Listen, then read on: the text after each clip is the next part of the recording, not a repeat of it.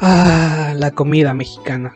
La odio y me disgusta, ha dicho nunca nadie. La mayor ofensa para un mexicano es que alguien la repudie, ya que no es nada más que nuestro orgullo y parte de nosotros. No solo son tamales, pozole, menudo o el mole. Cada uno de nuestros platillos es importante en nuestro día a día. También en el folclore, la música, en cada persona trabajadora, en cada artista y deportista. Desde los políticos habladores hasta aquellos que chiflan con pinole. La comida para un mexicano es como la musa para el artista, desde Frida Kahlo y su amado mole de pato hasta Guillermo Camarena y su adorada tortogada. La cocina mexicana es parte fundamental de la historia e inspiración para todos los mexicanos. Es por eso que Daniel, Bruno y su servidor Jorge hablaremos más sobre esta en la época del porfiriato. Espero que la disfruten. Tacos, joven, cosmopolitismo proletario y cocina nacional mexicana. El taco, definido por la Real Academia como una tortilla de maíz enrollada con algún alimento dentro, típica de México. La existencia del taco es casi tan extensa como la tortilla.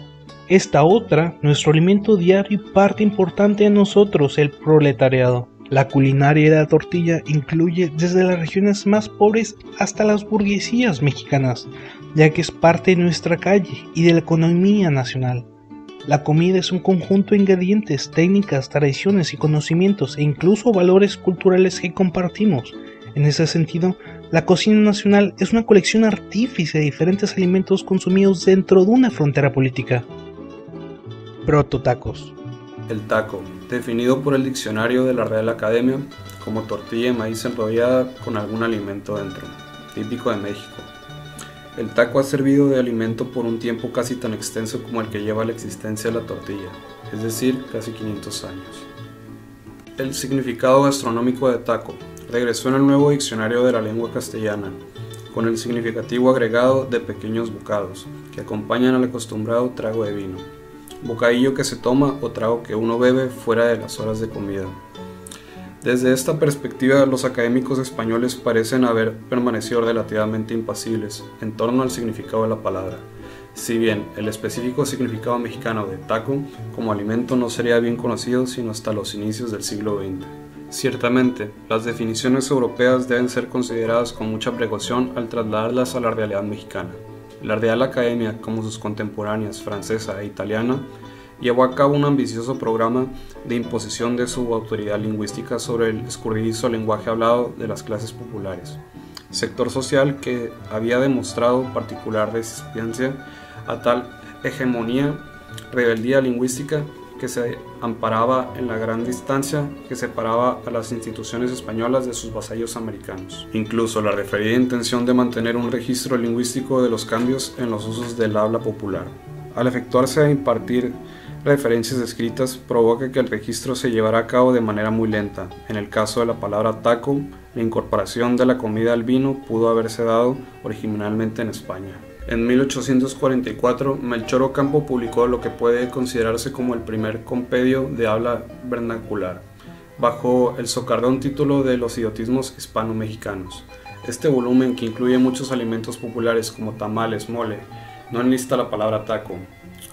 En esta búsqueda, los libros de cocina del siglo XIX no resultan de mayor utilidad que los diccionarios, dada la perspectiva de élite de la mayoría de los autores de libros de cocina que tendían a favorecer la cocina española y francesa sobre los platillos de origen indígena. No es de sorprender que los tacos no sean mencionados en los manuales culinarios, ya que nadie necesita realmente una receta de cocina escrita para enrollar una tortilla en trozos de pollo o carnitas con salsa y después comerla. Manuel Paino fue un crítico permanente de los mexicanos imitadores de las modas extranjeras. En una escena que tiene como fondo las festividades patrióticas de la Virgen de Guadalupe, Paino pone diferentes versiones de la cocina mexicana. En primer término, rechaza las inclinaciones del afrancesamiento culinario de la élite porfiriana. No espere que el lector encontrará allí costillas de Saint-Menehould, o los nombres inventados y las intenciones errores gramaticales que servían para denunciar las falsas versiones de la alta cocina francesa con la que eran sorprendidos los confiados clientes de los restaurantes de moda de la Ciudad de México durante el periodo del presidente Porfirio Díaz. En 1844, Melchor Ocampo publicó lo que puede considerarse como el primer compendio de habla vernacular, bajo el socardón título de Los idiotismos hispano-mexicanos. Este volumen, que incluye muchos alimentos populares como tamales, mole, no enlista la palabra taco. En esta búsqueda, los libros de cocina del siglo XIX no resultan de mayor utilidad que los diccionarios, dada la perspectiva de élite de la mayoría de los autores de libros de cocina que tendían a favorecer la cocina española y francesa sobre los platillos de origen indígena.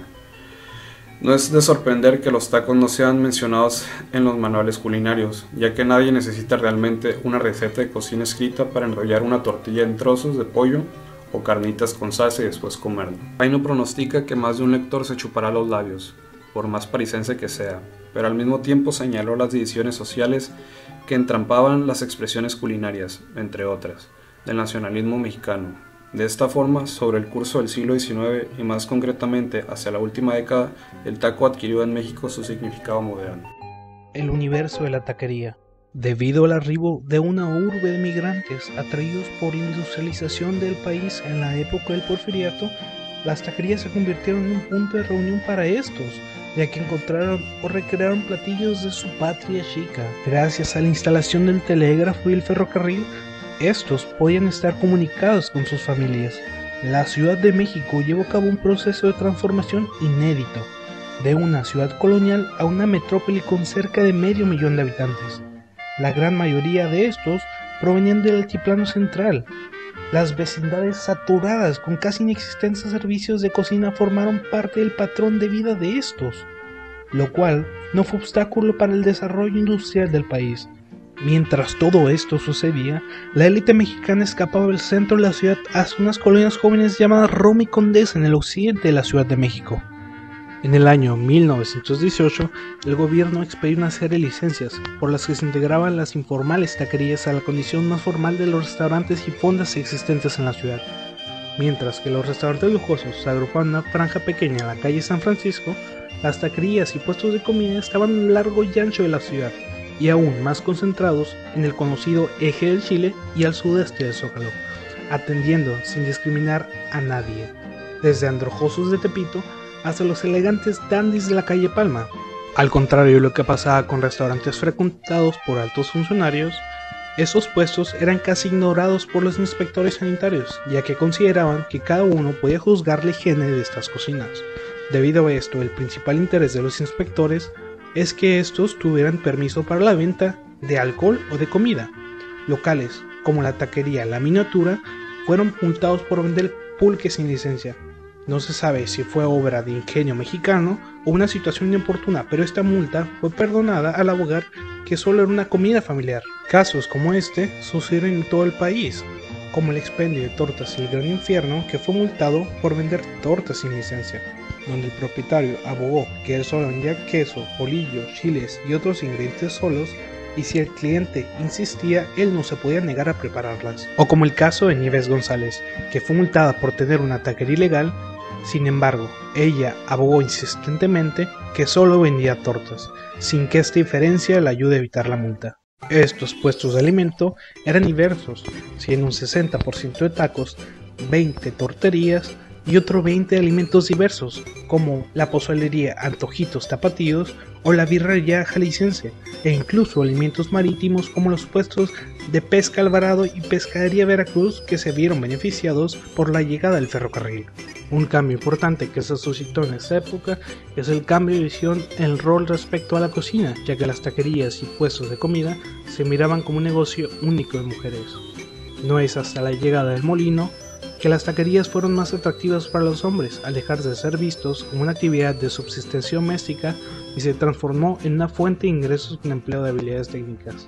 Es por eso que para 1920, alrededor del 44% de las taquerías eran llevadas por hombres, un 50% por mujeres y otro tanto por ciento eran manejados por mujeres, pero los dueños eran hombres. Esto, sin embargo, solo fue en algunas actividades, ya que las tamaleras y enchiladeras siguen siendo negocios exclusivos de mujeres, pero no es hacia mediados del siglo XIX que obtuvieron su contraparte.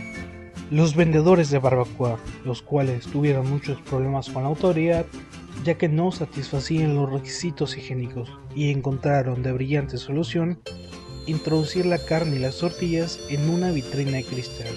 Este rasgo característico permanece hasta la actualidad en algunos puestos de comida callejera.